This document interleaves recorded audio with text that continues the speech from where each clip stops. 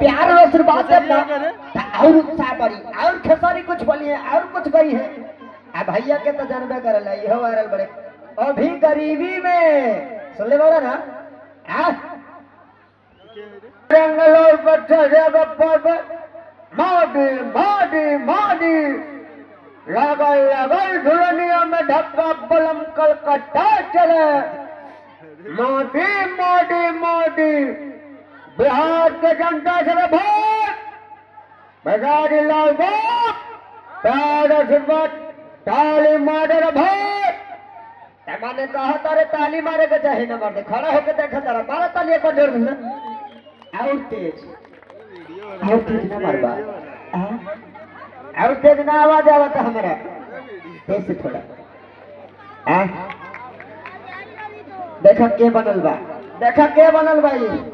शंकर जी बनल बारे ना। आशीर्वाद आशीर्वाद लहला कि ना तू लोग लहला आशीर्वाद हाँ तल्ली हल करा कहे से कि तबे ना नहीं तक देर का भैया मैंने खड़ा होके बोल दे बता घर जाई में जवा तो खड़ा हो जा, अरे खड़ा हो जा ना, हम कहता नहीं बढ़ते खड़ा हो जा आ जाए। देखा भैया के बहुत अच्छा लगा था खेसारी लाल के। अच्छा हमारा जहाँ तक उम्मीद बना खेसारी के लड़का से लेकर जवान तक